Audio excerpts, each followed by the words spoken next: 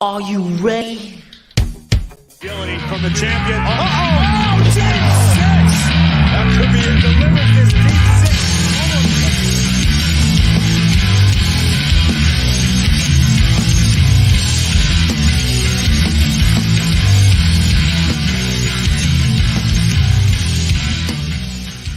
This is episode 115. I am joined by Brandon tonight. Brandon, how you doing? Doing good. Nice episode of Raw last night. Been watching for the last couple of weeks. Adding a little bit more work onto the old plate, but we're trying our best. How you doing? Good, man. Good. Can't complain. This has been a pretty busy couple weeks. This has been a pretty crazy week or two, both in and out of the wrestling world. Let me explain.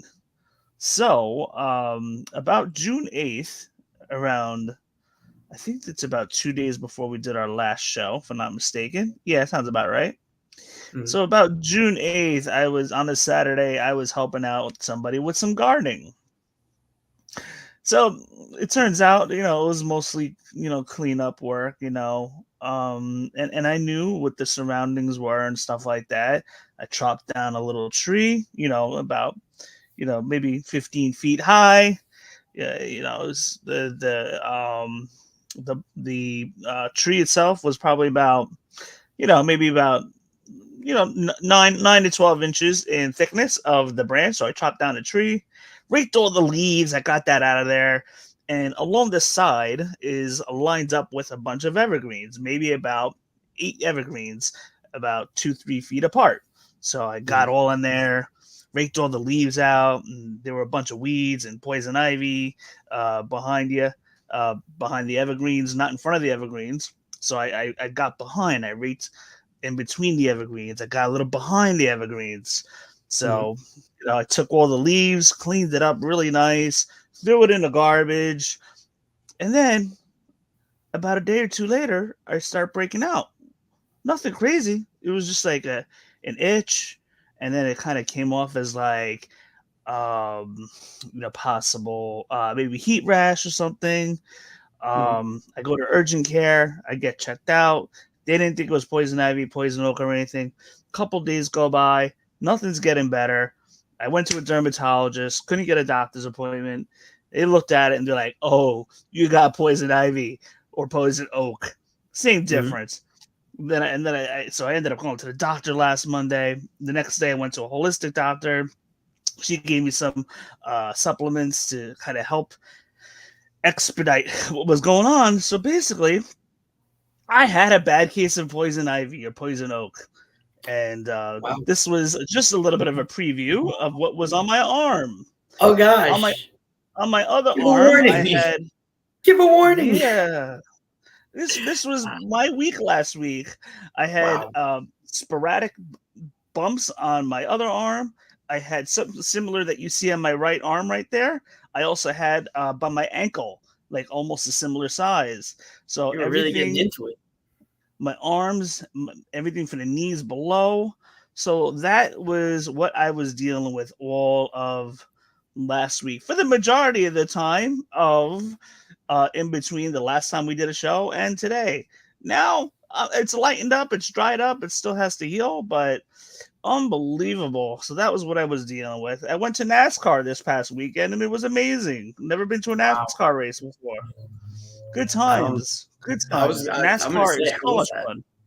It was fun. Okay. Oh. Yeah, I never even thought about going to any of those shows. That I don't think that would entertain me for too long. But that is pretty cool. Oh, it was cool. It was a good time. So that was my week that I was dealing with. So basically, while I was dealing with all that, between Wednesday morning, actually Wednesday afternoon, they let me go home early. I had Thursday and Friday off, and then Saturday was leaving for Boston.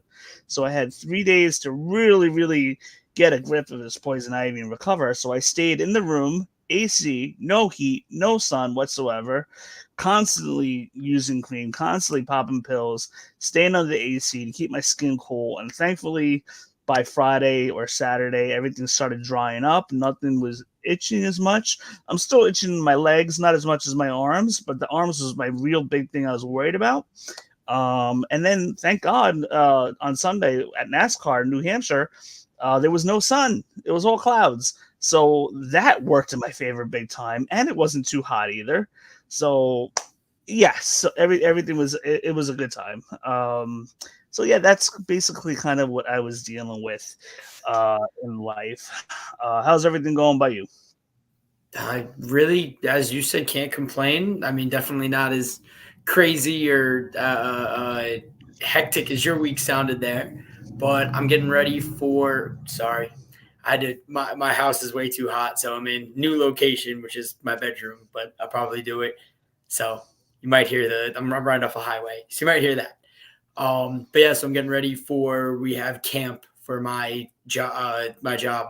So getting ready for that in the next couple of days. And yeah, been a little bit crazy with that, but we're rocking it. We're having a good time. I really do enjoy my job. I don't know if I've really said it, but I'm a coach for this place called Kid Strong. So it's really, it's literally going like all across the US now, and it's fantastic. But getting ready for a summer camp that we have. And it's my first one because I started in September of last year. So I haven't worked it yet, but I'm getting ready to check those out and getting a couple of coaches ready for that whole week / the next 2 months. So it seems like it's going to be fun, but we'll see how it goes. That sounds amazing. All right, Brandon. So let's get to some news. Why don't we? I like it.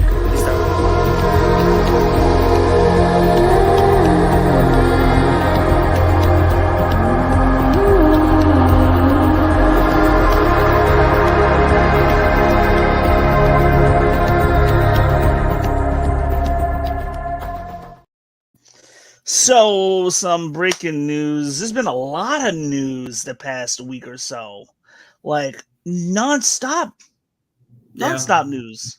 So, we're gonna jump around a little bit from actual news and appearances and stuff like that. But Indianapolis got awarded a WrestleMania to be determined when, a SummerSlam, and they are getting Royal Rumble in Indiana this coming year. February 1st will be the first ever Royal Rumble in February. Really? First ever? First ever in the month of February. Wow. Now, some people, Fightful Select reported, oh, is this a big deal? Like, not really. Royal Rumbles have kind of been like 25th, 26th, 27th at the latest from what I've seen. So what's an extra 4 days on average, 4 to 7 days on average later than what it normally is? So well, it's kind of like how things. I'm sorry. Continue. I mean, to me, it's kind of like, it's cool. It's notable. Not a big deal, but it's notable that it's the first ever February Royal Rumble. It just happens to be on the 1st. No big deal. It's not like it's the 7th or the 15th or, Well, yeah. It's how Thanksgiving is, where you have it either the 30th or the 24th, depending on obviously the last Friday of the year or anything like that. Definitely to have a Saturday the 1st now instead of trying to do it the 25th. Surprising, but not a huge thing. And then it also makes sense too because they're advancing WrestleMania by I think like 2 weeks as well, because usually it's that first week of April, first weekend of April. Now it's the third weekend of April, the 20th and 21st. So it definitely makes sense for them to kind of move Royal Rumble a little bit back, maybe do the same thing with Elimination Chamber, and then get on to WrestleMania a little bit later as well.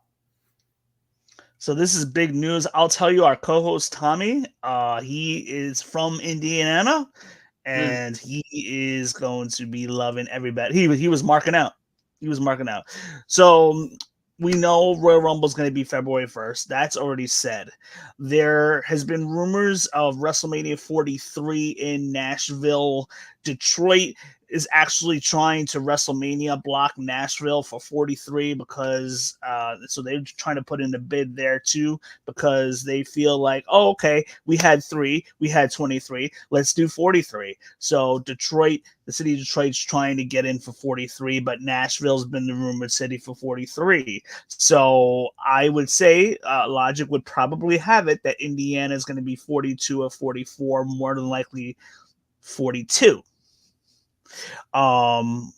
which 42 would be in 2026. So what do they do? Royal Rumble? Do they do Royal Rumble February 2025? SummerSlam 2025 in Indiana, and then WrestleMania? I don't know if they do. I don't know what they do there. But that being said, 42 is definitely the presumed place for Indiana for Mania. And that would be in 2026. So then I'm thinking SummerSlam would probably be the year after 2027. 3 consecutive years, one event. What do you think? I think that's a smart move to do it. If they're not able to get the bid, it's really gonna, like you said, it's really gonna depend on the other bids, obviously, where the money makes sense. And I also think that Lucas Oil put in, like, they got a bunch of different stuff coming. I think they have the NCAA tournament also signed there. I want to say they have the Olympic trials when the Olympics is coming to the U.S. I believe that's 28, if I'm not mistaken. So I think that, like, they signed a lot of different things over the next few years. So it's also going to depend on that and what Lucas Oil seems to make the most sense. Going to depend on when teams are playing there, when other musical artists might be booked there, a lot of different things that are going to happen. So all going to depend on the way that I personally think Lucas Oil would make the most money, and obviously the way WWE would make the most money there. Absolutely. I'm sure Pat McAfee's been a nice little ear, been a nice little mouthpiece in Triple H's ear for sure. I mean, Indiana hasn't had a WrestleMania since WrestleMania 8, which was a very good WrestleMania, by the way. Those of you guys that haven't watched WrestleMania 8, that was like a transitional passing of the torch WrestleMania of a lot of the older wrestlers to the new generation. Anyway, so it's been a long time coming. If I'm a wrestling fan that lives there, I would be super excited, like one of our co-hosts Tommy is. So that's going to be huge. This week's SmackDown is going to be live from Madison Square Garden, which is going to be Kayla Braxton's last show on WWE. As she announced, she will no longer be with WWE. She's not going to any wrestling promotion. She's pursuing, to my understanding, other career options in her field. So that got announced as well.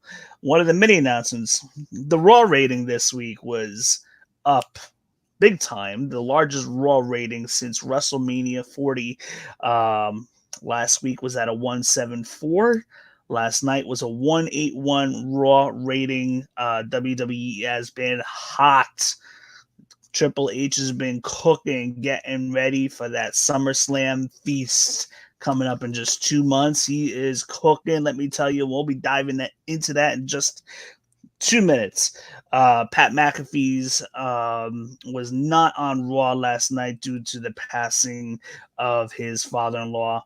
He found out the passing of his father-in-law just after his show ended on ESPN yesterday, Monday afternoon. Otherwise, he would have been at Raw. So he stayed out of Raw last night to tend to his family. That was confirmed. And also today we found out the passing of Sika, Roman Reigns' dad. Those of you guys that are watching, don't even bother talking about who's going to show up on Friday night. That should not even be a topic of conversation right this second, at least. I would expect that Roman Reigns' first priority, as well as Usos, anybody close to Sika, are going to be tending to the family and being there for wake or funeral to, no pun intended, acknowledge their family. Yeah. So that happened today, just a couple hours ago. Yeah, definitely sad. I mean, obviously, way before my time, knowing those are the Wild Samoans, if I'm not mistaken. Yep. Tag team partner with Alpha. Mm-hmm. So I mean, watching them, obviously they've started one of the first few of the bloodline, to be fully honest. There's a great video of the Usos naming just people in their family and how they're related, and it's all uncle. It's all, it's all like that. So to literally have their uncles with that is, very sad, and great to have their legacy continued on by both his son and nephews. So that is very nice. But yeah, like you said, Roman Reigns obviously been gone. They always have something very nice. They might have the standing in front of a few people to at least, as you said, acknowledge. But I'd be surprised if we do see Roman. We might see the Usos in that nice thing in SmackDown, but we'll see. Yeah, we'll see what happens there. Not expecting anything much other than the people that are currently been on the roster on Friday. So no expectations of anybody showing up that hasn't been off camera for a while. So I would expect them to, be with their family. But we get to that bridge when the time comes. Didn't hear about King Braxton either. That was a drop on me right there. But yeah, to hear that, I was actually just making note a little bit ago. WWE. That is insane. I mean, I remember her doing the interviews, and now that's definitely crazy to see her leaving. She said that she's not doing wrestling, and I had just seen that she wouldn't be walking away from the biggest wrestling company in the world if she wanted to pursue wrestling. So yeah, it definitely looks like she's going a different avenue, maybe doing interviews otherwhere, maybe trying to keep her ties with some networks and everything, especially with Fox, and try to work with Fox Sports. Might be a great move for her. So we'll see where she ends up. But I think that's probably her best move, is go to Fox Sports, rock with that. Yeah, absolutely. She's definitely staying in her career field. So I guess we're going to find out sooner or later. Kayla Braxton has been working without a contract, or basically on a handshake deal, a day-to-day deal with WWE. So that was also announced recently. Now to get to some wrestling appearances. Man, last Monday night would have been a great Monday night to hop on a post show. But let me tell you, we finally had the Wyatt 6 debut. If you can call it a re-debut, that's cool. But we had the Wyatt 6 debut, and boy, did they make a splash. How did you feel about that debut last week? That was possibly top 5 debut. I always love when it should have been like a real life, like, oh my God, somebody call the cops type thing. But I love in the back, they're obviously following it. It is sketch written, everything, but everything they had there, the fog now coming in, everybody laying on the floor, Gable with the mark on his head and everything, and then obviously seeing it yesterday, we'll talk more about it, but obviously seeing that, very, I'd say surprising is not the right word, but I'm not exactly certain why Gable is the move right now, but I did look back, and we'll talk a little bit more about that, about stuff that I found that might make sense, that might tie into old stories. But let me tell you something. The Wyatt 6 murdered. Yeah. It was a murder scene. It was a murder scene. They murdered everybody. Can we bury something really quick? You want to do a burial? I haven't done a burial in a while. Go for it. All right, so this is the first burial you'll ever be a part of. I have to bury this in a heartbeat. Let's go.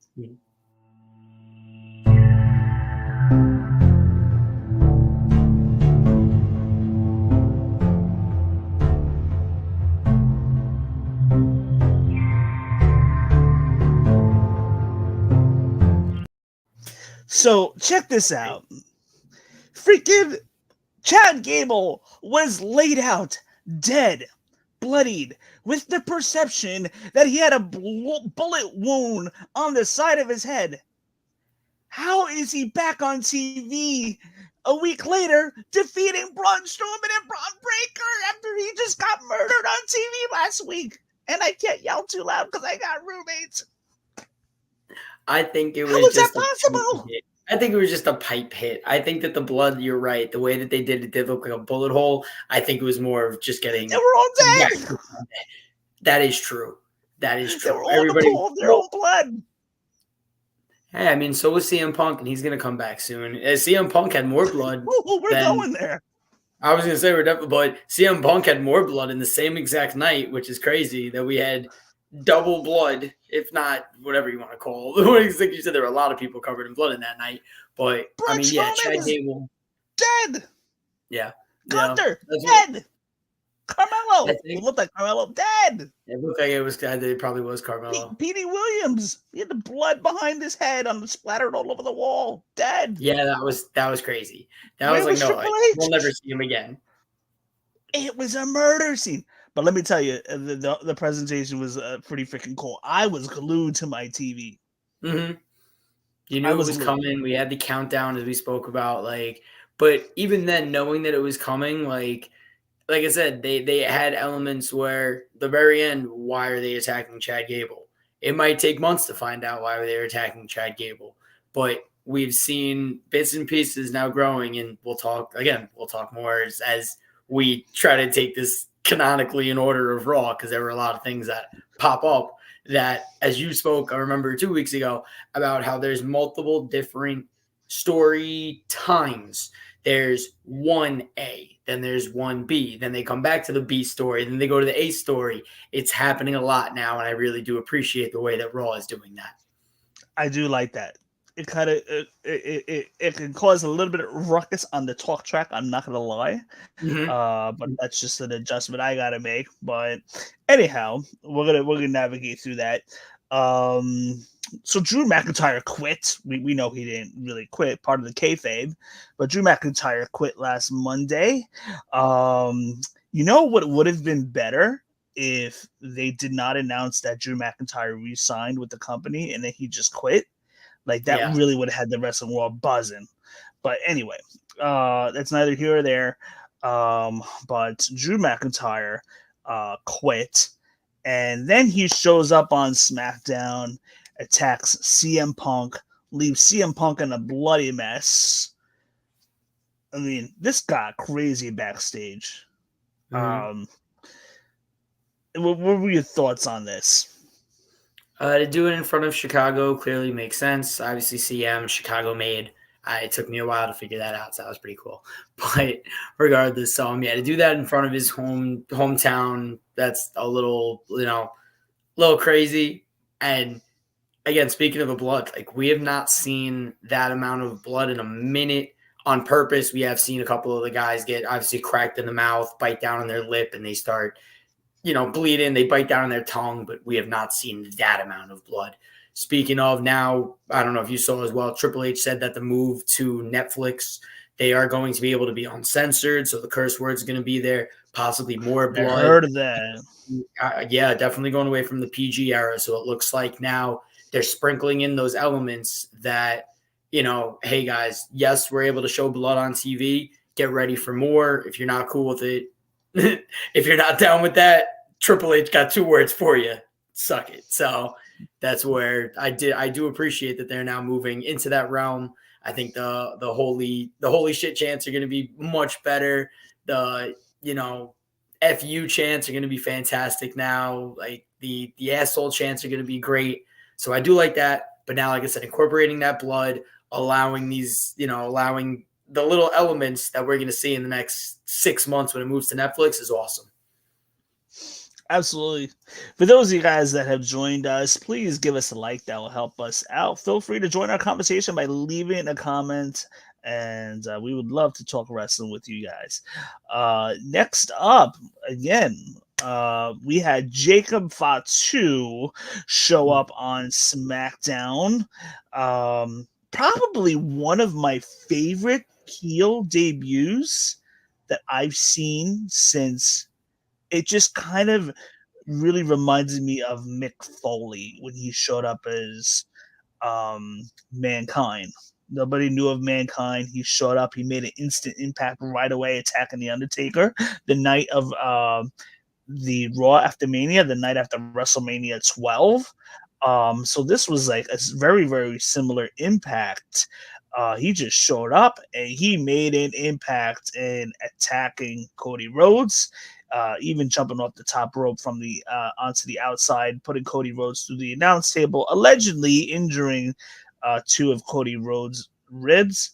I don't know if it's kayfabe or not. Maybe there was a little bit of an injury there. Hopefully he'll be okay. I'm not sure what's happening. I presume we would find out more this Friday night on SmackDown, because the IWC is throwing out a whole bunch of scenarios. So I just one of those things where I have to see it.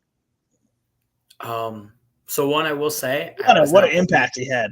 Yeah, I was going to say, I was not born for the Mick Foley one, so this is cool to now have a reference to that one. Well, I'll have to go look back and see and compare, which I definitely will. But on that, on that note, you're definitely right on it. This is one of the biggest. Oh my God, where did this guy come from? There's been speaking of this guy, but he looks the most WWE-esque of the three new additions now. The Tongas are good. They don't have the size the way that Roman, the Usos do. They're definitely of the smaller build, but they do move quickly. This Fatu has speed and power already accomplished. So I think that he's going to get a big, quick push over the Tongas. And that might even be a way to split the bloodline real quick, is Fatu might get, instead of, like you said, great heel come in, he might be able to get his own face push if this is the way that he's moving around the ring and the way that he might be able to split the bloodline like that. Very possible. Again, we'll see. Yeah, he is impressed. He's been backstage since WrestleMania hanging out. And the WWE locker room is very high in Jacob Fatu. He's got star potential written all over him. He can talk to. People even saying that Fatu will stay on the heel side of Bloodline, and Solo Sikoa, may find himself on the out and crawling back to Roman Reigns and the Usos to further tell the story of the Civil War match that everybody's been clamoring for to happen this November, Survivor Series. So we'll have to see what happens there as well. Not to mention you got Hikuleo, who's rumored to be coming. Another Fatu is out there. Like, how many Fatus are there? How big is this family? Wait till you hear that the 7-8 that you listed off have a combined, I want to say 25 children. It's like 5. It's like 5, 3, 2, 3, 7, 5, and like another 3. They have literally like over 20 children. So they are going to be in the WWE, or at least in the wrestling universe, for the next 50 years. So like there is no, this bloodline will literally run for 100 years, from the 70s to the 70s, no question. This is crazy. I wouldn't doubt it for a second. This is absolutely nuts. They're coming left and right. But Jacob Fatu, he's got star power written all over him. I think he's gonna be a major heel. I do think it is possible that they have Cody versus Jacob Fatu at some point. But I'm still clinging to the possibility of Gunther not winning anything this year and winning the Royal Rumble to challenge Cody Rhodes. I'm still clinging to that. I don't think we're getting Cody versus Rock at Mania, because Rock and Roman is the favorite to happen at Mania. That's going to happen. The story's there. They have to do it there. But as far as Cody goes, how he factors into this later on, we'll have to see. Yeah, Triple H is cooking with the storyline, let me tell you. Yeah. This Friday night, Madison Square Garden, Jacob Fatu is getting his little coronation. Really? Okay. I was thinking about going. And then right down the road, instead of going to one train, I'm going the other way. I'm actually seeing the rapper artist Russ. He's performing at Barclays Center. So I was in the middle of that. Friend got the tickets, and I was like, all right, Russ sounds great. So going to see that, and I'm probably going to run into the same traffic coming home on the train. So LAR is going to be a little packed this weekend. So anybody listening and traveling, absolutely. careful of that. Absolutely. So that pretty much covers all the news and the appearances that happened last week. There was a lot that has taken place in the last 7 days. We've arguably had 3 of the best shows all year since WrestleMania in the last 8 days, which has been absolutely awesome. Like, and we got, MSG. It's going to be a great show this Monday. This Friday. Next Monday, live from Boston's got a huge lineup. So and it's a go home show, so Raw is going to be really good this Monday for sure. And SmackDown will be live from Toronto, and then Money in the Bank, and then we'll be doing our Money in the Bank post show. We'll be doing prediction show, whatever. We're gonna have a lot of stuff going on. But anyhow, let's talk, a couple of things Raw. We're not going to run down the every result for result. If we do, we'll talk about it really fast. But we had the Drew promo. I loved how Raw started, where Michael Cole's just talking, and all of a sudden you just see Drew enter the ring and take the mic. And how did you feel about the promo that we had Monday night? Definitely. I want to say smart to do, but it did it showed that this was impromptu, which was very smart because, like you said, Michael Cole was talking. He was literally about to reference the Wyatt 6 coming in, and then all of a sudden Drew comes in out of nowhere. So it at least showed that it was impromptu. Him having the bracelet of AJ and Larry, that was a great addition to the story as well, taking that off of CM Punk. The crowd starts chanting Larry, which is hysterical. Like, they're chanting for his dog, which is great.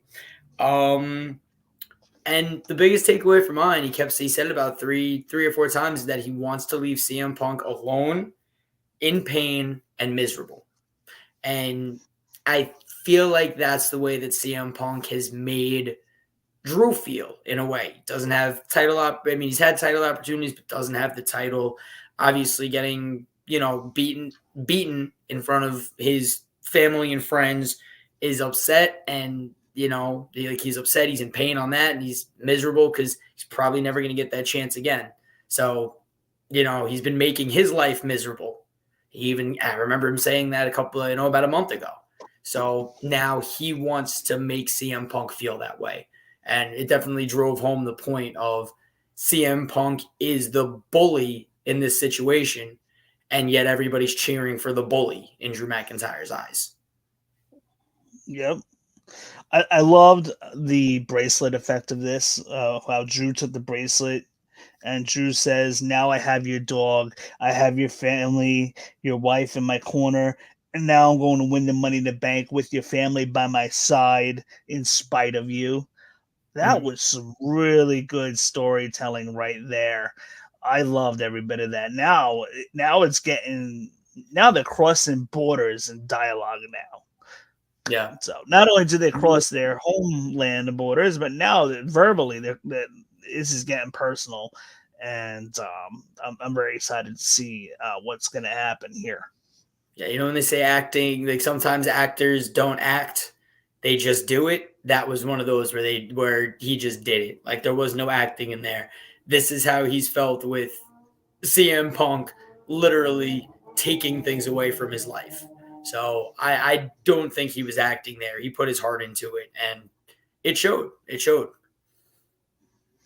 Absolutely.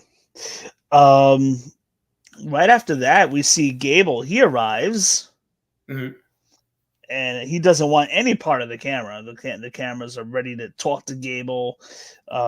He's surrounded by security pretty much the whole entire first hour. And then a little bit later on, we see Gable come out, and and the first thing he says is like, "Gable lives! It's a miracle!" Yep. Unbelievable. Gable can't die.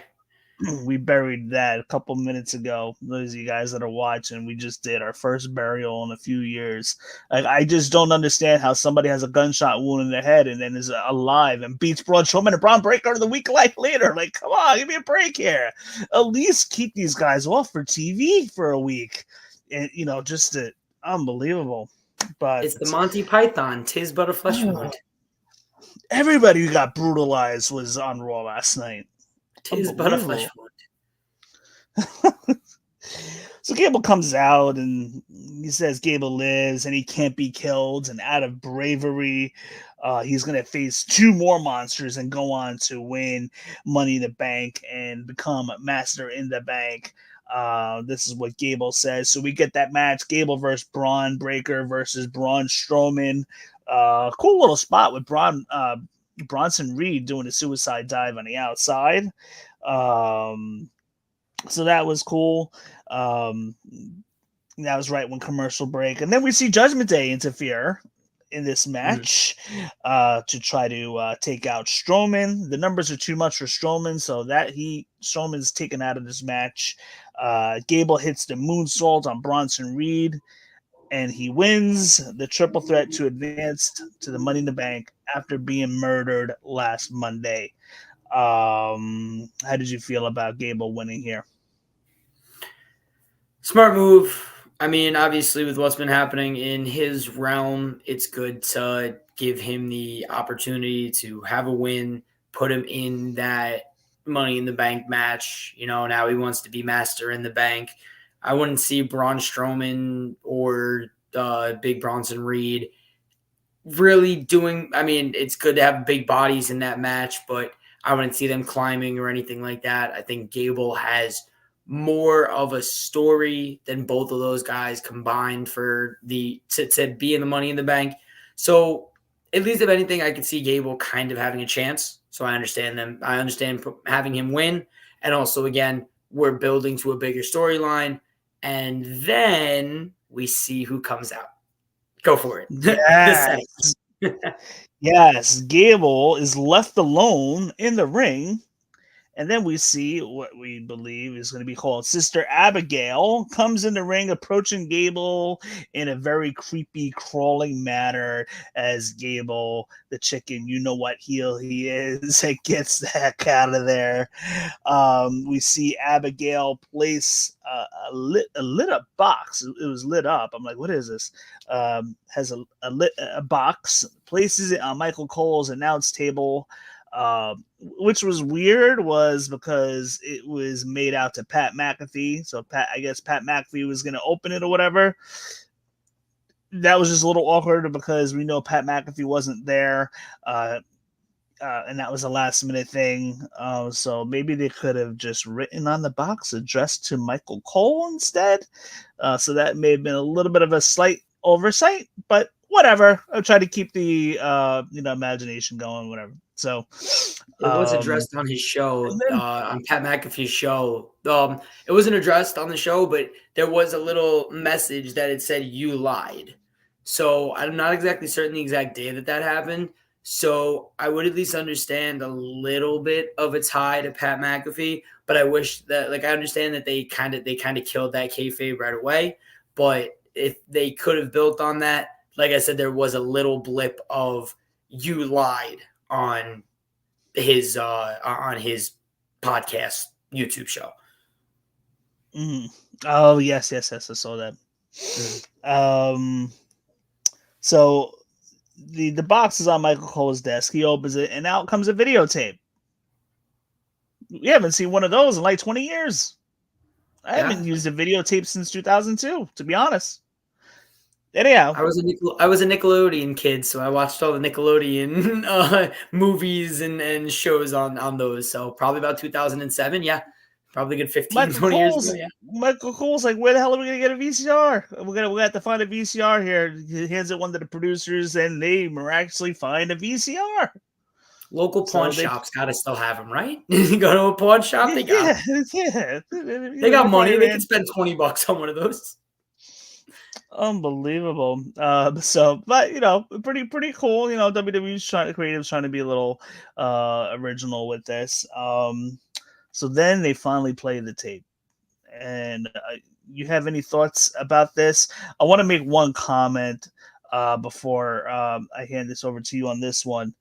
The IWC, people on the IWC making a big deal of Bray Wyatt. I'm sorry, WWE using Bray Wyatt and his death to draw more attraction to the storyline and stuff. And I mean, come on.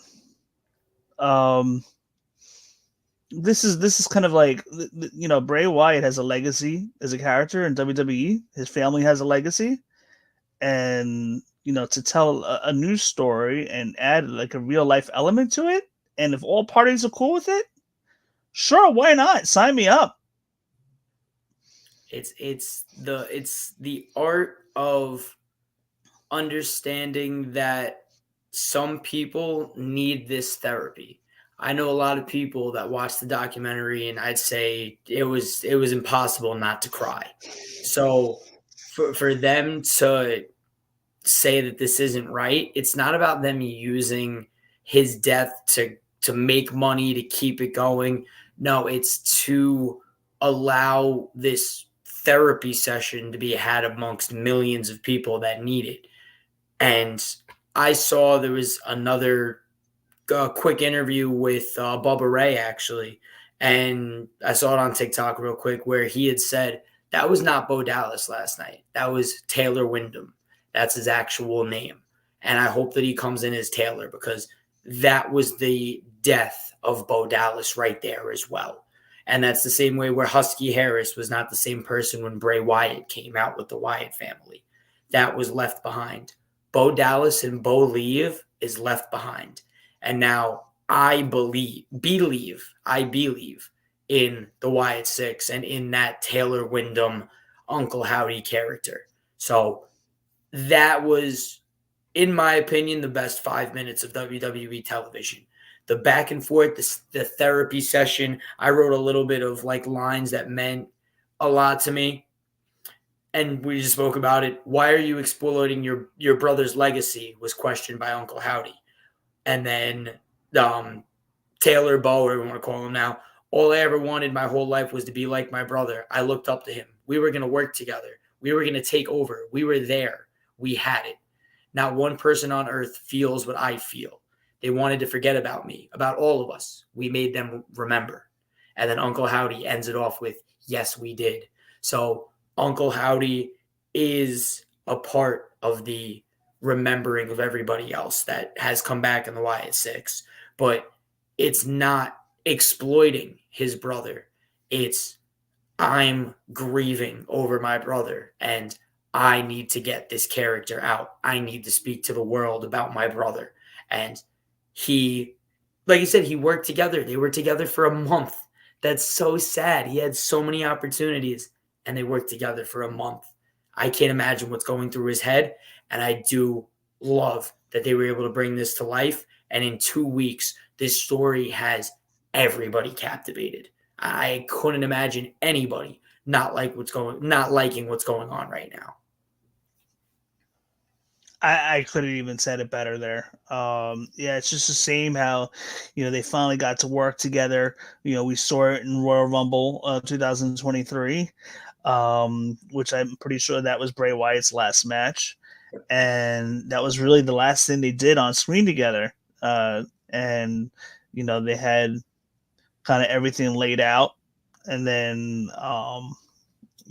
Bray Wyatt happened, and everything that they dreamed of could not come to pass.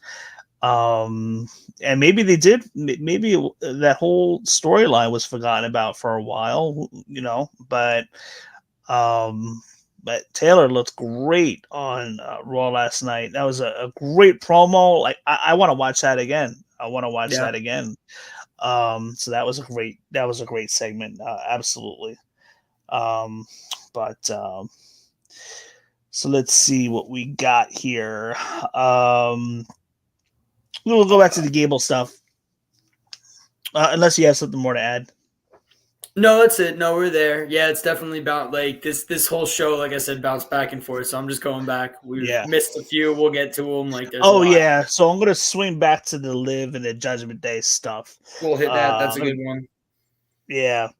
Otis tries to apologize to the Alpha Academy. Maxine was the more sympathetic out of all of them. Otis wants no part of it. And he basically tells Chad Gable, like, you hurt Maxine, you hurt Tozawa, you also hurt me. I'm done. So we see Otis go back into his locker room. Tozawa follows. Maxine talking to Gable. Maxine was like, you know what, just give him a little time. Then right after that, we see Chad Gable alone with Ivy Nile and the Creed brothers.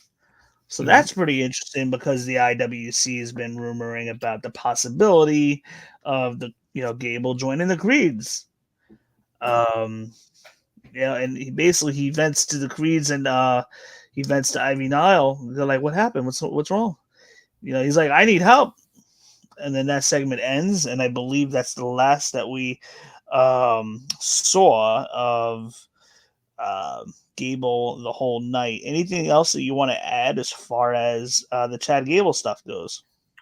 Not really, other than the I need help right at the end. I don't think they expected him to say that either, but the fact that I wonder if he goes back into his coaching ways where they make the Creed brothers losers for like a month and then Chad Gable hasn't changed. We see that he's still this arrogant a-hole that just wants control and power over people. And then everybody turns on Chad Gable and he literally has nobody after that. That would be a smart move to make. There's a lot of different ways that they could go with this if he does join them and he actually is a good coach and coaches them up very well.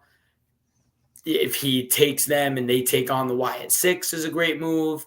There are a lot of different things that can happen with this, but smart to finally get the Creed brothers back on because we haven't seen them in a minute.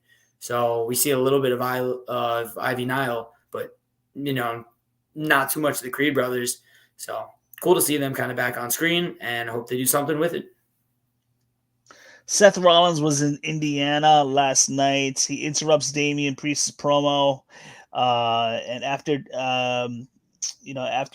Damian says that Seth will never be the mountaintop again, and then we see a little side bet go on. Seth challenges Priest to this little side bet, and that side bet is if Seth wins, Priest must leave Judgment Day. But if Damian wins, Seth can't challenge for the World Heavyweight title for as long as Damian Priest is still the champ. Yeah, surprised to see that. And then we also see that he flips it back on him.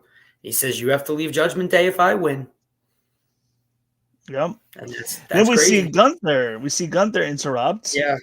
Gunther says, "May the better man win, but the better man out of the two of you will be the lesser man against me." I thought this was great on Gunther's. It's a great line. It's a great line. Yeah, he'll be challenging the winner of Seth versus Damian. I don't think so. With this stipulation, again, the wording is Seth can't challenge Damian Priest as long as Damian is still champ, which means that Seth can challenge after Damian's champ. So it's not like, Seth is he's being pigeonholed in a scenario where Cody in AEW was never allowed to challenge for the AEW championship. So the specific clause is while Damian Priest is still champion, which leads me to believe that Seth loses to Damian. Seth can challenge later on, maybe through, WrestleMania season, Elimination Chamber qualifier, something like that. I see Damian Priest holding this belt till Survivor Series. I could be wrong, but I can see Damian Priest holding this till Survivor Series. And if my Gunther prediction stands true, I don't think Gunther wins until we see Gunther win the Royal Rumble. Then he challenges Cody at WrestleMania. So I can see Damian Priest holding his belt till Survivor Series-ish, where maybe Punk gets the belt, and then you set up Punk Rollins next year's WrestleMania, the match that you were trying to set up this year's Mania. Mm-hmm. A lot of different options, a lot of different ways they can go with it. And I think that's good that they have multiple different wrestlers in the scene. They have multiple different ways that they can go and people to take on. It's good versus just having 2 or 3 guys that are just kind of shuffled into rotation. Now you got 4, 5, 6 different people that you can name within the next 6 months that can create something compelling from Money in the Bank all the way up until Royal Rumble, which is, against, I hate to say only 7 months away, but really only 7 months away. Yeah. And you know what? They kind of planted the seed that they could possibly go in the direction that Damian loses. He has to leave Judgment Day. I don't think they do that because it's just going to make more convolution to the, with the Judgment Day storyline, because you already got Rhea. She's coming back soon. Forgot to report that, but she's coming back very soon. Don't know if it's in a wrestling capacity, but she should be back by SummerSlam or before. Then you got the Liv Morgan being intertwined into the storyline, which we're going to talk about in a few moments. So there are many different directions. I don't think Damian Priest loses his title right away. I don't think so. Yeah, I think it's going to be sense. Survivor Series. I think would be a nice, healthy run. Mania to Survivor Series, it's a decent run for a first run. Karrion Kross defeats Kofi Kingston. Karrion wins distraction from backstage on a video. Kofi's partner Xavier was getting beaten up by AOP, and you can see it on the Titantron, the arena. The fans can see it from there. They showed it. Karrion hits the prayer on Kofi for the win. So a big win for Karrion Kross. They need to continue that momentum if they're going to succeed with this character for sure. But so that was a little match in between. You could have heard a pin drop in that place. Karrion Kross has no draw. The AOP and this Final Testament have no draw. And it's upsetting to see. There was a match earlier that we've also skipped over that we can go back to very quick. It was the Alba Fire and Isla Dawn versus Kaden Carter and Katana Chance. But just, to keep with what we're talking about, the Final Testament just has no draw. Nobody cares. And it seemed like it brought the whole place down. And I'm on record saying I already don't like Karrion Kross, but that just gave me a whole nother reason. As you said, you got to give a reason to like or not like somebody. This guy is just there. He's just a square. Like, it's terrible. But I don't know why I don't like him so much. I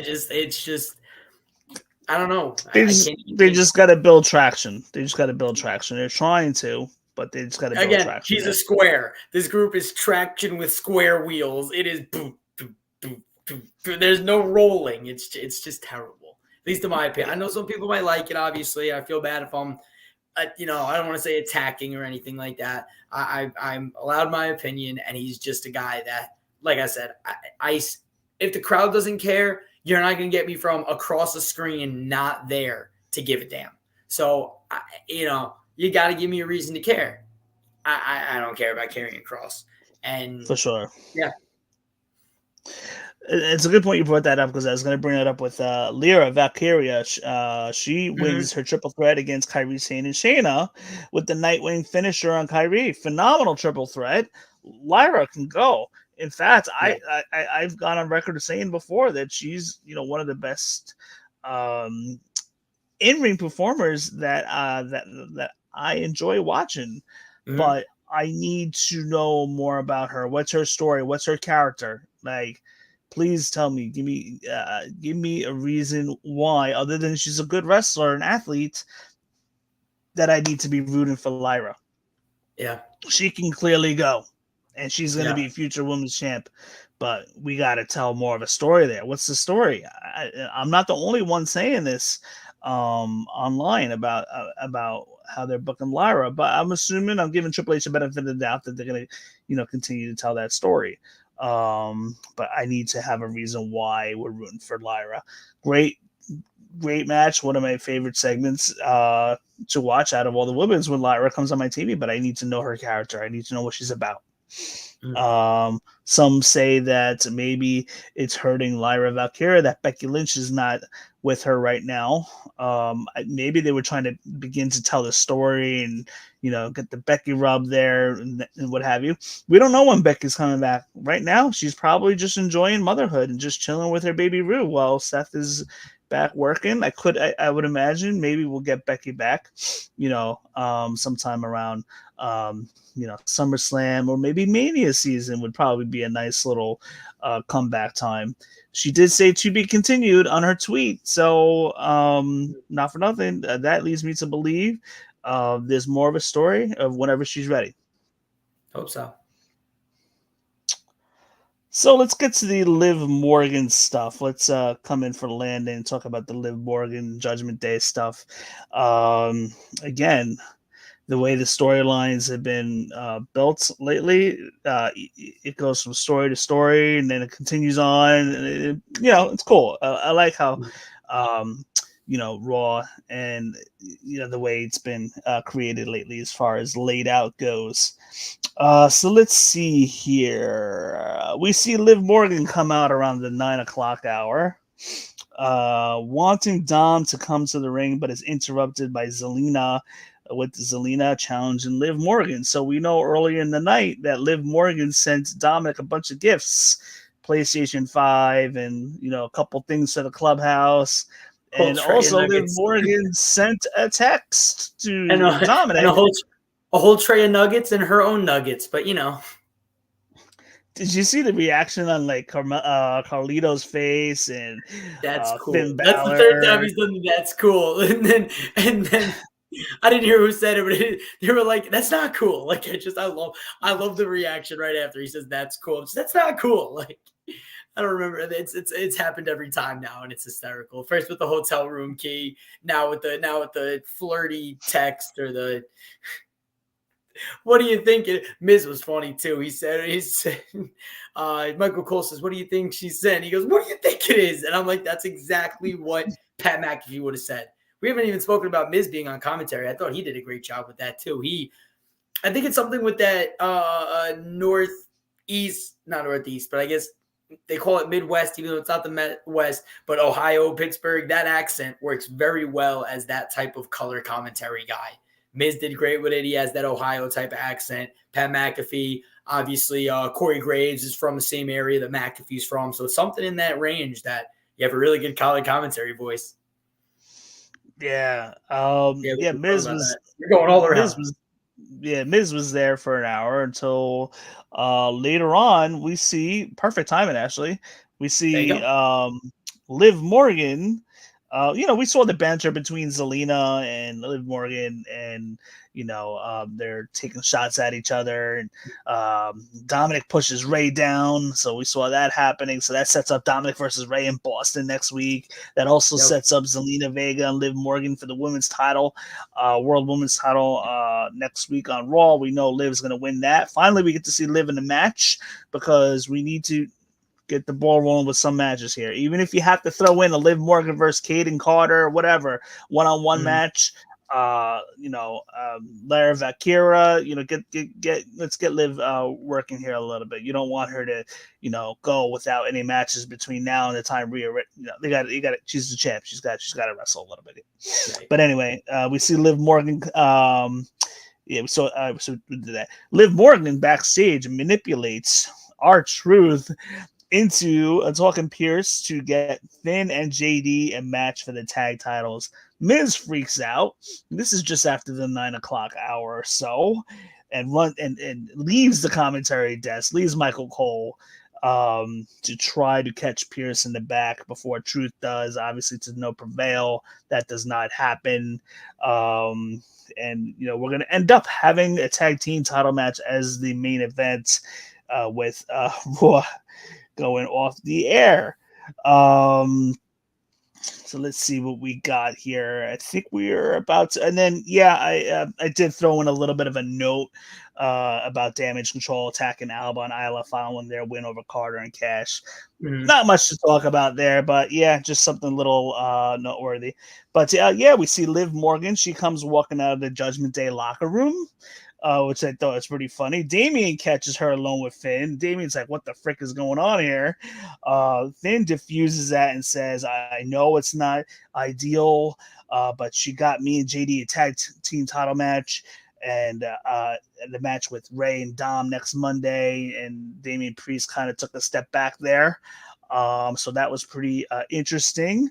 So now we are up to the main events of R-Truth and The Miz defending against JD and Finn Balor. Not my favorite Raw tag team title runs, to be honest with you, that R-Truth and Miz had. Not by any means.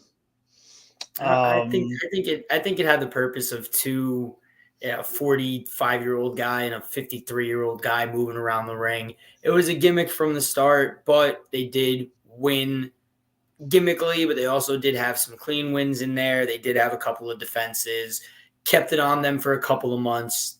Like you said, not my favorite, but it did the job, and it allowed for WWE television to have stories built around the belts versus just wrestling. So, like you said, I think it got the job done for two seasoned wrestlers of almost 40 years experience combined to get done what they needed to get done in a title run. R-Truth has been gold. He's always gold. I'm just not too sure if Miz really liked doing that WhatsApp stuff every single week. But who knows? I can't speak to that. But we have Miz new on TV making money. I think that's to be honest. I think he's cool. I think he's a trooper. He's a guy that tell him jump and he'll say how high. He's been like that forever. So I think if that's what Triple H wanted from him, that's what he's going to do. And I think he feels great to hold gold again, especially, again, his age and experience. Not too many guys sniff gold, let alone hold it and are still competing. New tag team champions. JD McDonough is a first time title holder, period. But now he's tag team with Finn Balor, so this should make Finn Balor a little bit happy. Hopefully that will kind of hide the cracks in the foundation of Judgment Day for a little bit of a while. Liv did help too as well. Liv came out and did the poll on R-Truth at the ropes. We see Liv is already out there. She interferes, lowering Truth and snapping Truth's neck onto the rope. Finn Balor capitalizes the coup de grace.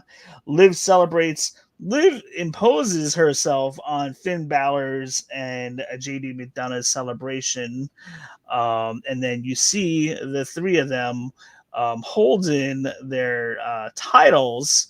I think I had a little bit of a photo. Did I put it on there? Maybe I did. I don't even know. But here it is. Hold on 1 second. Let's see them. So do we see them celebrating? And then Michael Cole makes a really interesting comment as Raw goes off the air. He's like, "This is like Yoko Ono." Oh yeah, I heard that. This is before my time. I don't know much about Yoko Ono. Maybe I should try to find out why he made that reference. But Yoko Ono is the one that married John Lennon, and yes, that I knew. So she was basically the one that broke up the band. That's where if you ever hear, I'm a big That 70s Show guy, but there was they mentioned it. I can't remember whose relationship, but they said that one of the girls that was in a relationship with the boys was Yoko messing up the band. So that's really where a lot of people have said that Yoko Ono was the reason that the Beatles broke up. So he was saying that Yoko Ono is the one with the John Lennon of Dom, which isn't true. Dominic is nowhere close to a John Lennon, but that she's going to break up the band. She's going to break up the Judgment Day by weaseling her way in. and finding a love interest. Yeah, or maybe she ends up breaking Dom's heart, finally wins over Dom and then, breaks Dom's heart, or, something happens there. Maybe somebody gets kicked out of Judgment Day. We don't know about that story being told yet. Um, A lot and of we got the things. possibility of Rhea Ripley versus Liv Morgan at SummerSlam. That's still out there as a possibility because many people are saying that Rhea Ripley is going to be back quicker than we think. Not necessarily as like a wrestling capacity, but she's going to be back on camera soon, really soon, which I could believe maybe Money in the Bank or the night after Money in the Bank, we could see Rhea back on TV. Not necessarily wrestling. I think that would be saved for at least Survivor Series. I told everybody a month ago because I was pretty familiar with Rhea's injury that Rhea Ripley is probably going to be coming back between SummerSlam and Survivor Series in a wrestling capacity. This is no news reported that I heard. I just psychologically in my mind it made sense that Rhea would be back between SummerSlam and Survivor Series. So I went on and said that, and so far that's looking like how it's going to be after all. Her injury was kind of like a 4-month recovery time, so that 4 to 6 months, so that lands us between SummerSlam and Survivor Series where she can wrestle again, but it looks like that's going to be more closer to SummerSlam now, whether it be the pay-per-view after or at SummerSlam remains to be seen, but we should see her, and I would believe that would be Rhea Ripley versus Liv Morgan, maybe Dominic as a special guest referee. What do you think? I think that's a smart move. It's all going to be dependent on the injury. That's going to be the biggest thing. Because if she can come back and do a full match, they give her a full match. If they can let her do come in, mess up a match, and then have her set up a match for the next PLE, my apologies. If they could set that up, smart. It's all going to depend on her injury and how she feels. But I think the writers are going to have to possibly wait until they know how she feels. It could be a game time decision whether they're able to set something up for SummerSlam or the one right after. So I think that's going to be the biggest thing. No, absolutely. Anything else, news and noteworthy or raw notes that you want to catch before we move on? Ludwig Kaiser's trunks are way too small, but moving on. Braun we did Breaker. not talk What a about him showing versus he Braun had. Breaker. That was one, but yeah, his trunks are way too small. That's fine. Regardless, I could watch Braun Breaker wrestle for an hour. I think his speed, his elusiveness, his selling, the way he hits guys. I mean, it's a thing of beauty to be Rick Steiner's kid and obviously Scott's nephew and everything like that, coming from a lineage of wrestling. I just think that Braun Breaker is fantastic. And I really hope that they continue to grow and elevate. And they already set up a match for Money in the Bank for him to have a title opportunity in 2 short months being on air. Absolutely. Braun has very impressed, and he's only 26 years old. He's getting over the way he runs the ropes. Last week was a little bit of a mess up, but whatever. Supposedly there's been a rope problem recently, but the way he got on that hop rope and then immediately did the Frankensteiner, gold. Well, that's LA Knight, who's the fastest growing WWE superstar of recent history. He does a very similar move, and that jump up, catch the guy, flip him. Now, I'm going to say, we have found the LA Knight of WWE Raw, and that is Braun Breaker. I think he's going to Miz said it best. We now have an LA Knight on SmackDown, fastest rising star. For SmackDown, now we're going to have a Raw LA Knight, and his name is Braun Breaker. Yeah, I mean, he is fast on the rise. I have a suspicious feeling he might beat Sami Zayn at Money in the Bank. We haven't talked predictions yet, so I really need to kind of dive deeper into that a little bit. WWE's high on Braun Breaker. Let me tell you, Braun Breaker is going to be the Roman Reigns of the WrestleMania 40s into the WrestleMania 50s. Mark my word. He is their big guy. everyone else is basically support cast or kind of like, in the twilight of their careers or at the peak of their, like Randy Orton. He's at the peak. Cody Rhodes is going to be at the peak of his career in a couple of years, not long. And then how long he goes after that, I don't know. But we're going to see basically Braun Breaker is going to be the leader of the next crop of new superstars for sure. And he'll be champion. I'm going to give you my Sooner than we think. I'm going to give you my next match prediction right now. We have not seen, and they're taking away Hell in a Cell as an actual PLE. I hope at SummerSlam we see a Hell in a Cell fatal four-way of Sami, Sheamus, Ludwig, and Braun Breaker.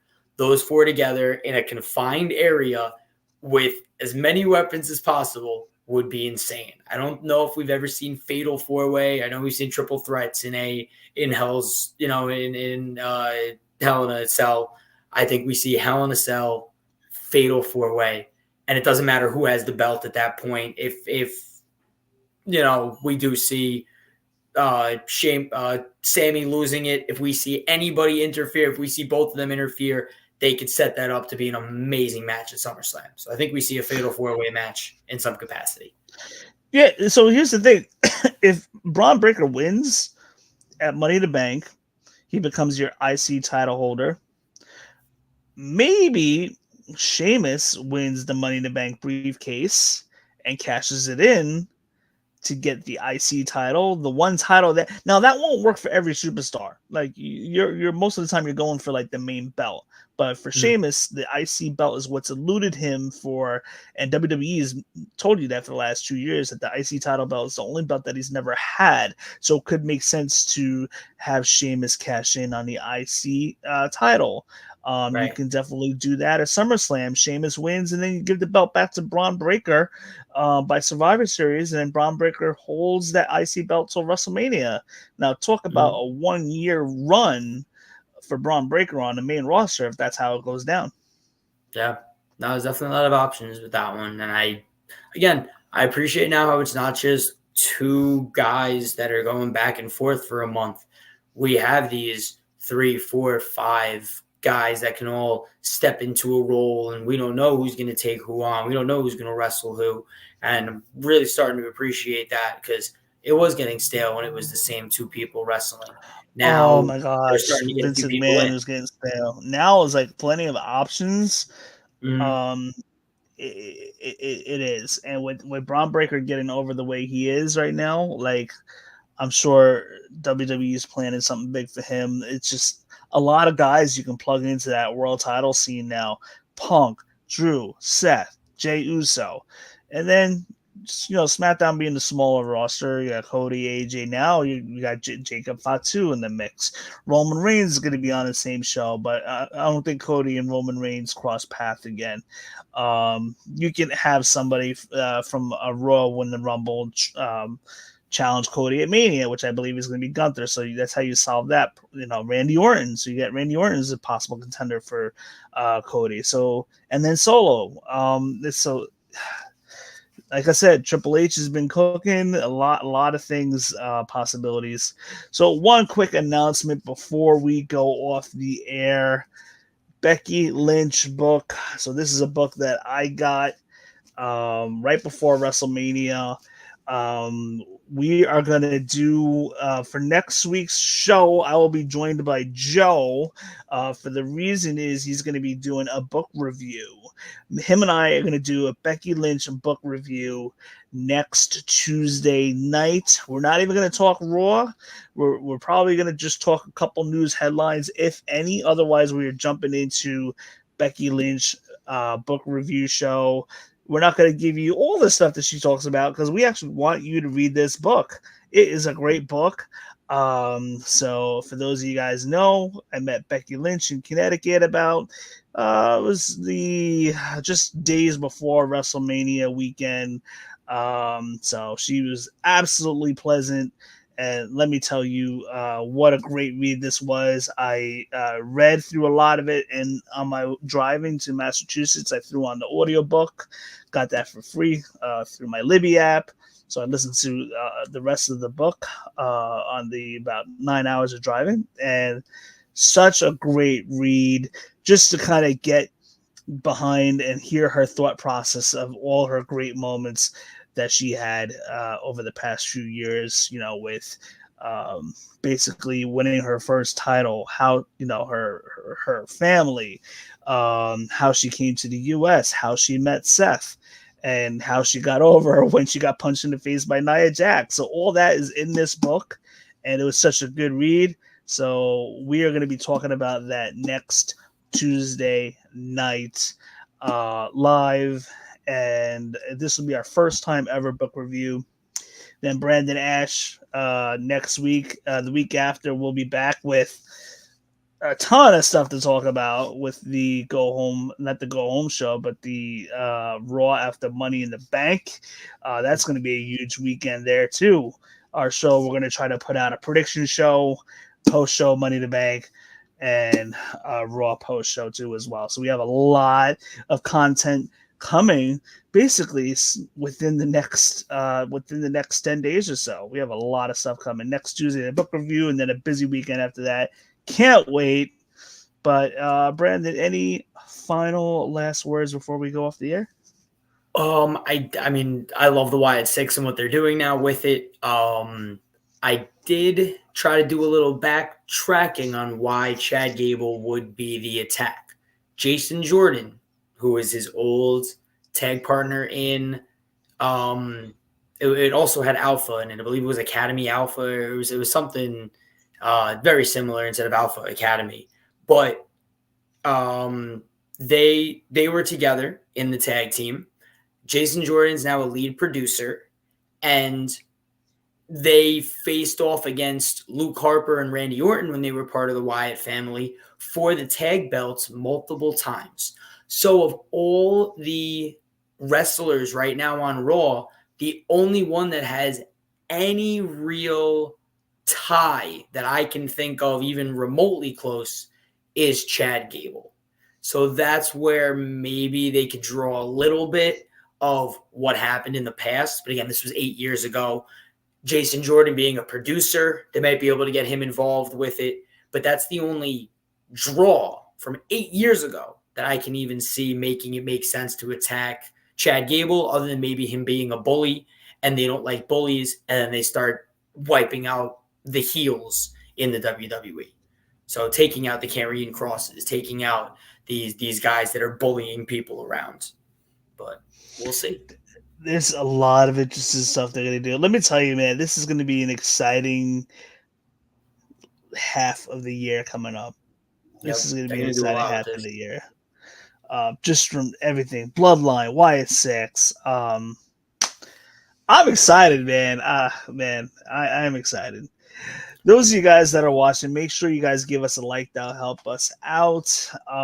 Feel free to drop some comments, share with your friends, put on your post, your social media post.